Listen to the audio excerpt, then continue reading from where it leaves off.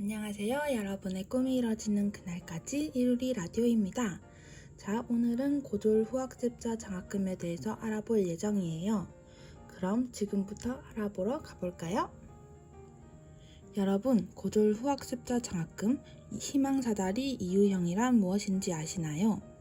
고등학교 졸업 후 회사를 다니며 공부하는 대학생, 즉 선취업 후학습자로 재직기간이 2년 이상인 고졸 후학습자에게 대학 등록금을 지원해주는 장학금이에요. 그렇다면 지원 자격에 대해서 알아봐야겠죠?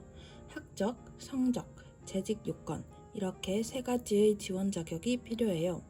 대한민국 국적자로 지원 대상 대학의 학부 재학생인 자이며 직전 학기 성적이 100분위 70점 이상인 자, 그리고 고등학교 졸업자로서 심사일 기준 지원 대상 기업에서 재직 기간이 2년 이상인 자만이 지원할 수 있어요. 그렇다면 어떻게, 얼마나 지원해 줄까요? 현 재직 기업 유형 및 규모에 따라 등록금을 차등 지원한답니다. 중소, 중견 기업은 등록금을 전액 지원해 주고요. 대기업과 비영리 기관은 등록금을 50% 지원해 준답니다. 선발을 위한 배점 항목 및 세부사항은 연령, 출신 고교, 재직기관, 재직기간 이렇게 네 가지로 나뉘어요. 연령 부분은 총 합이 30점입니다. 연령 부분은 크게 청년과 비청년으로 나뉘고 청년은 30점, 그리고 비청년은 20점 이하로 점수가 차등 부여된답니다. 그리고 출신 고교 역시 총 합이 30점이고 직업계고는 30점 만점, 위탁교육과정 수료는 25점, 일반고 등은 20점으로 차등 부여가 됩니다. 또 재직기간 역시 총 합이 30점이고 중소, 중견기업은 30점, 비영리기관은 25점, 대기업은 20점 순으로 점수를 부여받을 수 있어요. 마지막으로 재직기간은 총 합이 10점 만점인데요. 6년 이상인 경우 10점 만점, 5년 이상인 경우 8점, 4년 이상인 경우 6점, 3년 이상인 경우 4점, 2년 이상인 경우 2점, 그리고 2년 미만이라면 안타깝게도 해당 사항이 없습니다. 그렇다면 어떻게 지원하면 될까요?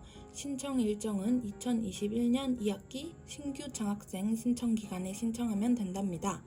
아직은 미정이지만 홈페이지를 참고해 주세요. 그리고 한국장학재단 홈페이지에서 신청하실 수 있습니다. 이번엔 지원 절차에 대해서 알아볼게요. 우선 학생이 장학재단의 장학금 지원을 신청합니다. 그리고 대학이 재단에게 학생의 장학생 요건 확인 정보를 제공하고요. 학생이 재단에게 본인의 요건 확인 결과에 이의가 있을 시 재확인을 요청합니다. 그리고 재단은 이를 재확인하는 절차를 거치죠. 그 후에는 최종 심사 단계입니다. 재단이 최종 장학생 자격심사 및 지원 순위를 산정합니다. 그리고 그 후 재단이 대학에게 예산 범위 내에서 지원 순위에 따라 장학금을 지급하는 순서를 거친답니다.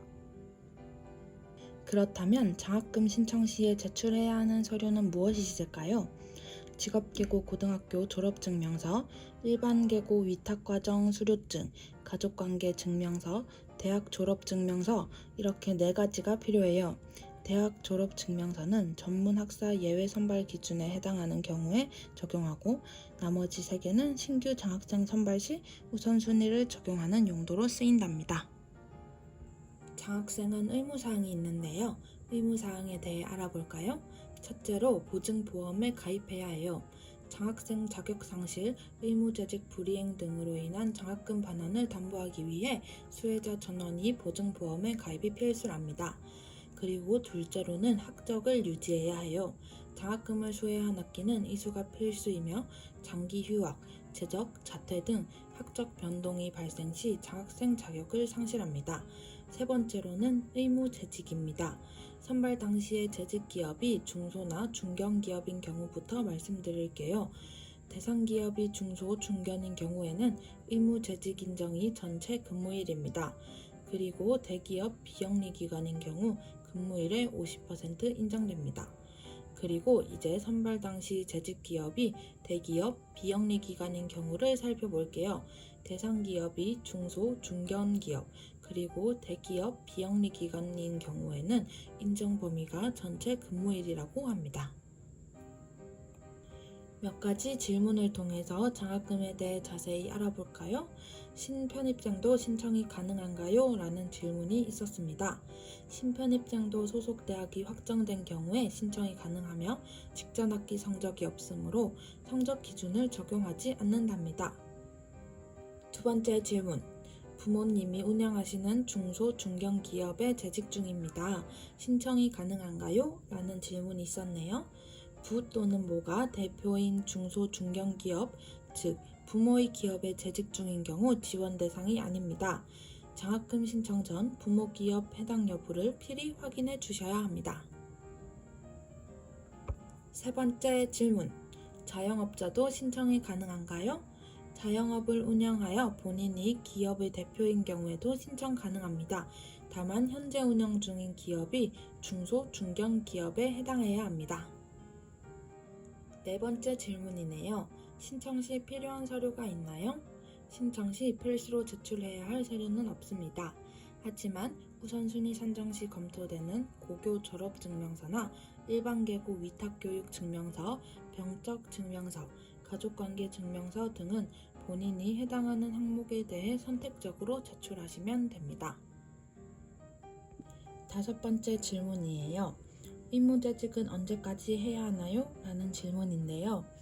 장학금 수혜학기가 포함된 반기의 시작일부터 반기의 종료일을 기준으로 의무재직 이행기간을 산정합니다. 해당 기간 내 수혜받은 학기에 해당하는 4개월 의무재직을 완료해야 해요. 여섯 번째 질문입니다. 그렇다면 의무재직 불이행 시 어떻게 되나요?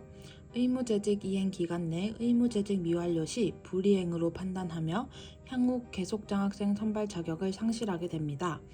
재단이 부여하는 유예기간, 즉 최종 수혜학기 의무재직 이행기간 만료일부터 2년까지 의무재직을 완료할 경우에 장학금 반환이 불필요합니다. 일곱 번째 질문이에요. 1학기에 장학생으로 선발되면 2학기에 다시 신규로 장학금을 신청해야 하나요? 인데요. 답은 아니요입니다. 1학기 선정된 장학생은 계속장학생으로 선정됩니다. 따라서 2학기부터는 계속장학생 요건을 충족하며 별도의 신청 없이 장학생 자격을 유지하게 됩니다.